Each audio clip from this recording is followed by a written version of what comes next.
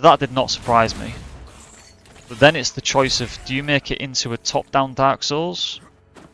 Or do you make it into a Dark Souls style ARPG? What's the difference there as well? In my opinion, the difference is based on the loot and the difficulty of the game. Make it more about grinding for the gear and the loot. Make the end game more fleshed out, more of a focus than anything else. If not, the main focus would be the end game. But if you wanted to make it more of a Dark Soulsy feel, then you keep it how it is.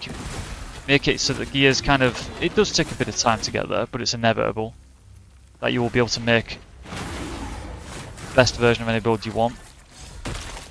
Obviously it's going to be shorter-lived, that kind of thing, right? But that's going to be, like I said, just competing with Dark Souls, isn't it? Straight up. A bit. But the thing with those kind of games is... The thing with those kind of games is you're not actually really competing, are you? Because it's not like everybody's, you know, playing Elden Ring all year round, is it?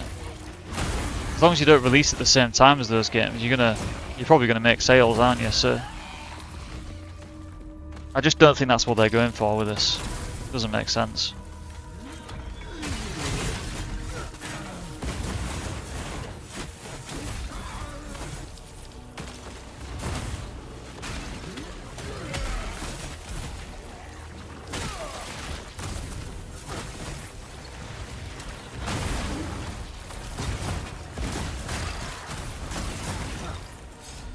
How often do you... I mean, sometimes you get games that announce the full release date quite late, but with how long this has been in development, I think they would have said it earlier. I might be wrong though. The thing with GTA is console only, isn't it? This year, right? Or is it PC as well? If it's console only, then obviously it's going to be massive, but not everybody's got a console that's on PC. But regardless, yeah, they're going to release this game on console, aren't they? So yeah, they're going to not want to do that at the same time for sure.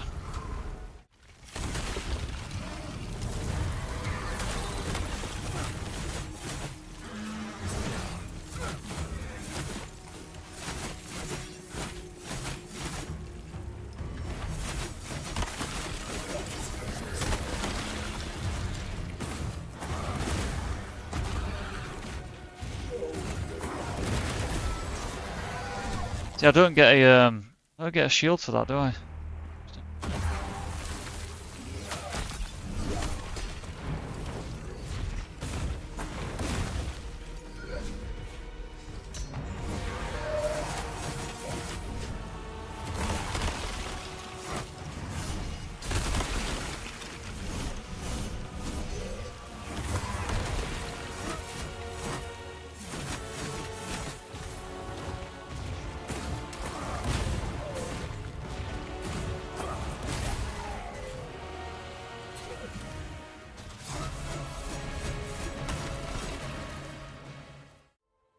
You want to do a talk through this build? Because I need to edit that. So, yeah, I mean, I got this wand and it's just a really cool weapon. And as soon as I got it, I thought I'll try it out, and I just noticed it had the ice obviously on it, but then it has the fire in the basic attacks as well. So I thought, maybe there's a cool way to make this work with fire and ice. At first I really struggled to make this work. I weren't sure it was going to work very well. Because the damage just wasn't there, but as soon as I started to level it up, the damage got a lot better. And yeah, I'll kind of talk how it works, but there's a few modes to this really. You've got the melee version, which is infinite stamina because of the stamina generation. You can sprint to do this, which does a spin and does 2 hits every press, which is really efficient. It's a really good way to freeze enemies. Or you can do the, you know, combo, but you could keep it in ice mode, you know, 1, 2, 3, like that. Keep doing that. So you can always keep it in ice mode if you really want to do that. You don't have to use the fire abilities or anything. And then, you know, once you use that freeze, once the enemy's frozen, you can build up your focus super quick. You see me do that, so that's the idea. Freeze the boss, you know, use the ranged attack. Then when he's frozen, build up your focus. and then you can use your attacks again, you know? Your focus attacks. That's the idea on bosses anyway. So this weapon, I've not got any crit chance, crit damage or anything, it's just literally get attack speed in, ice infusion and barrier. And the barrier on kill just lets you run low health basically, so that's why I do that.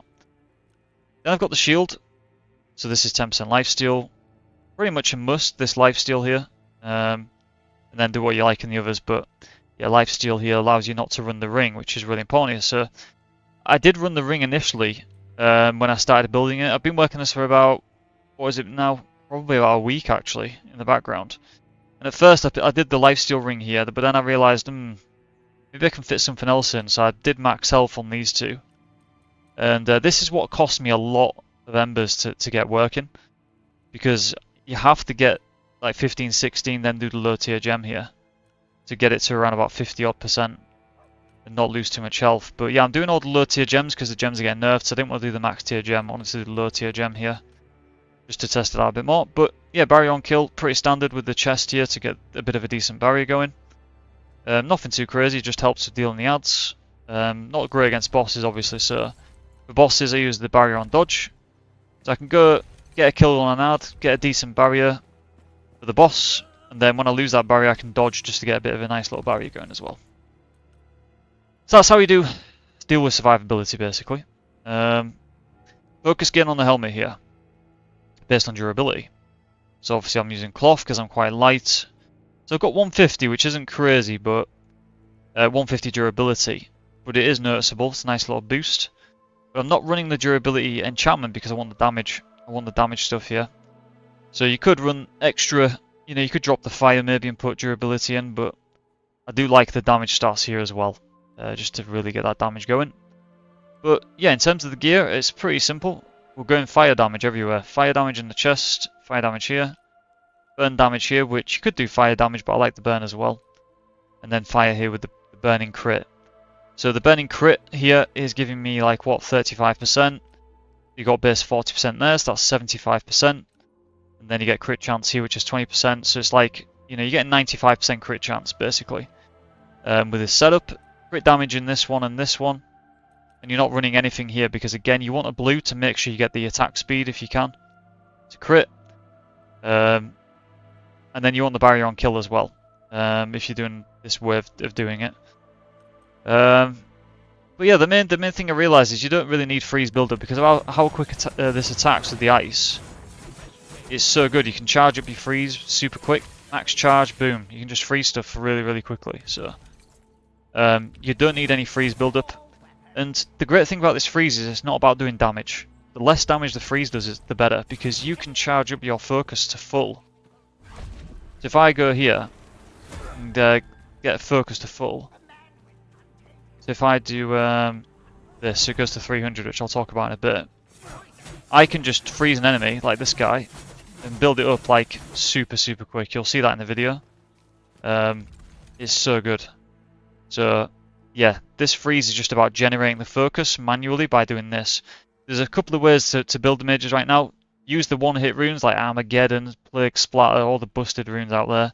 Or use like the ones I did in my Fire Mage, which is Fire Blast, or the Plague Blast version, you know, all the Blast, Lightning Blast. Those runes are all busted, right? And then put focus on Fatality, focus on Kill, with a with a blue helmet, sorry, with rune cost reduced. So you can just keep generating focus constantly. I didn't want to do that. So this is very patch proof at the moment, because I think this is like, you know, you've got the broken runes you could build with those, just do one hits and everything, or you could do the Fatality tech, which I just talked about. Legendary rings, I don't use those either. So those are the main three ways to do mages right now, I think. So this is like the fourth way of doing it, down on the pecking list really. So this is like, you know, using the melees just to build it up. You've got a fast dodge range, so you're kind of hard to hit. And then when you've got loads of focus, you can just use your ranged attacks on bosses, right? So it's got a really nice cycle to it. And because you're fast and you can be at range when you want, you can get in, do quick attacks, get out.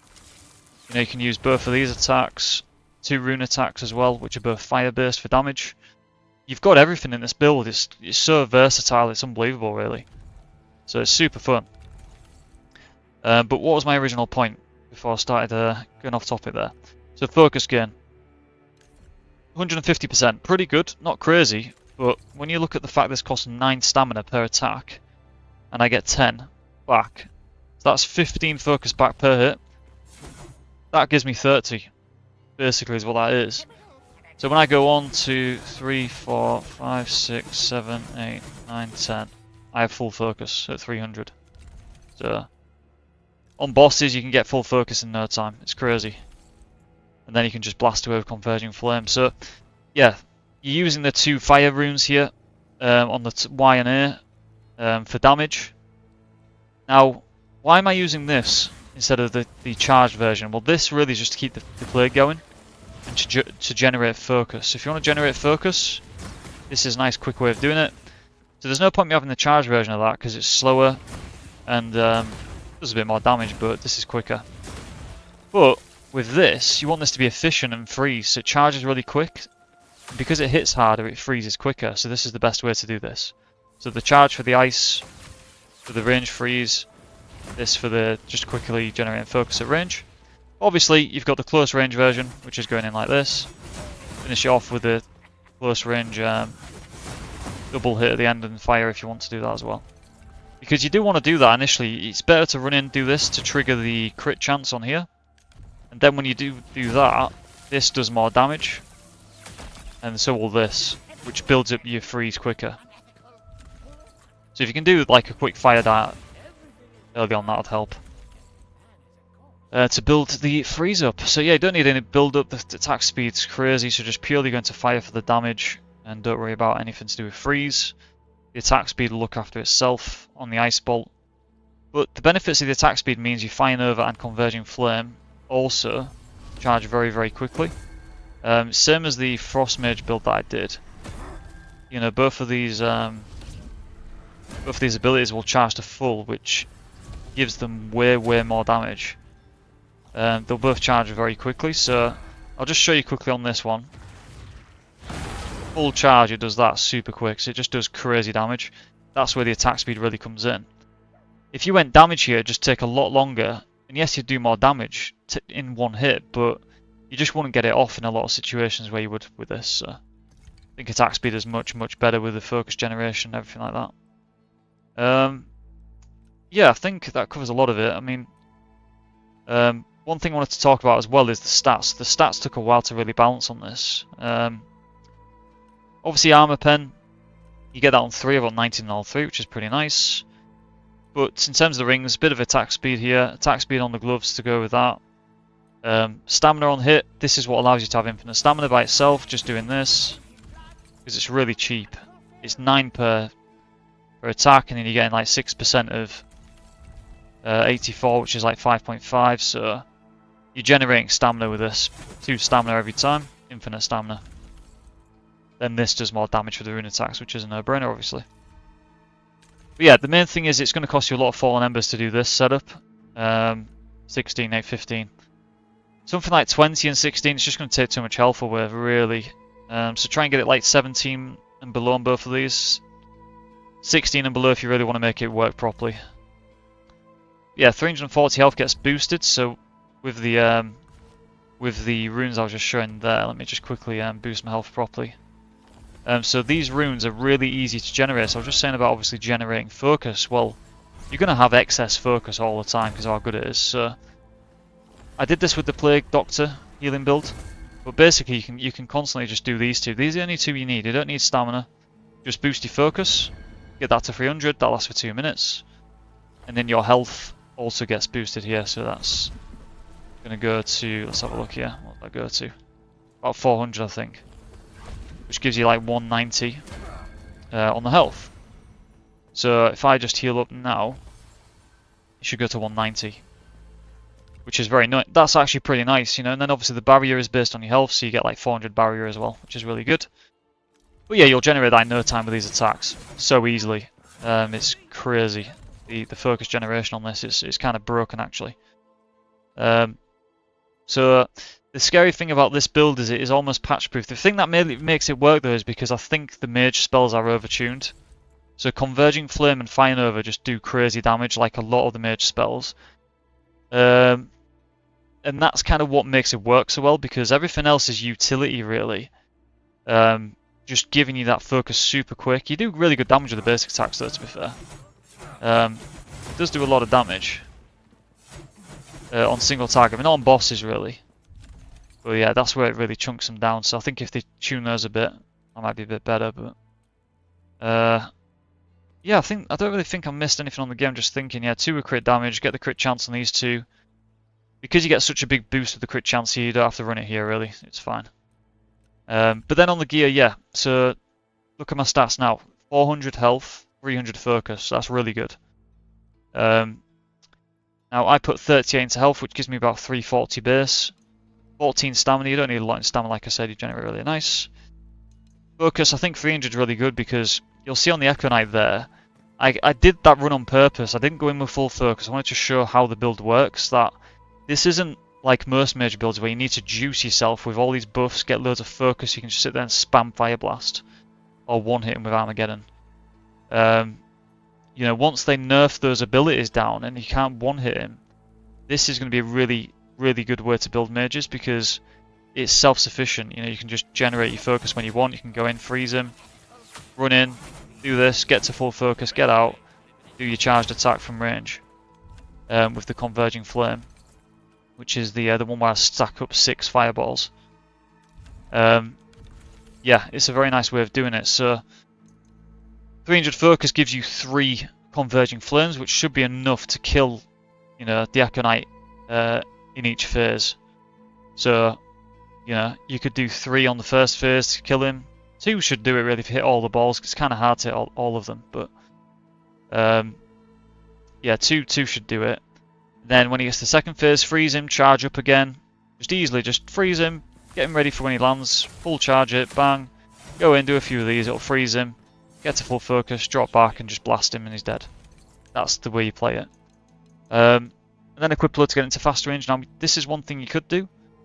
You could do plate if you wanted to do that, that's no problem. But I like how quick this is. It feels like such a fun build to play to me. One of the most fun builds I've done because it's fast. It plays like a quick melee guy, but then if you want to play like a, you know, a mage at the back, you can do that as well. So it's just got everything. It's so diverse. It's really cool using the fire and the freeze, and it's not a gimmick, by the way.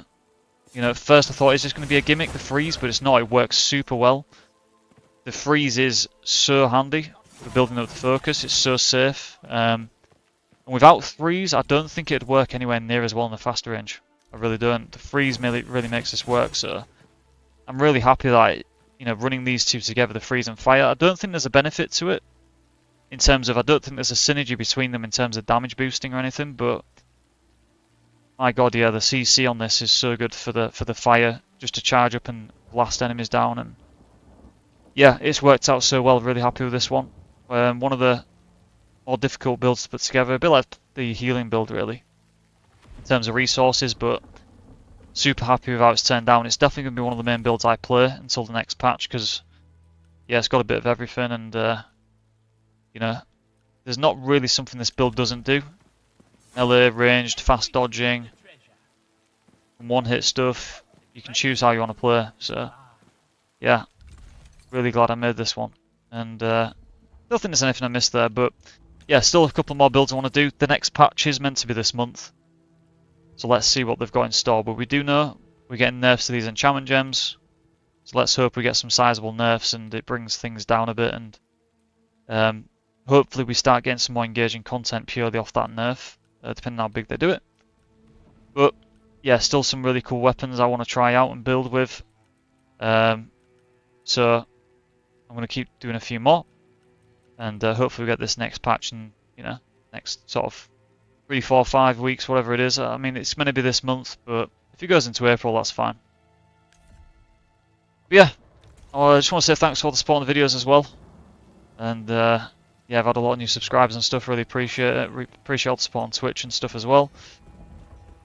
And hopefully on the next patch, yeah, we're going to get some more exciting ways to play. So let's see. But that's it for this one. Thanks for watching, and I'll be back soon.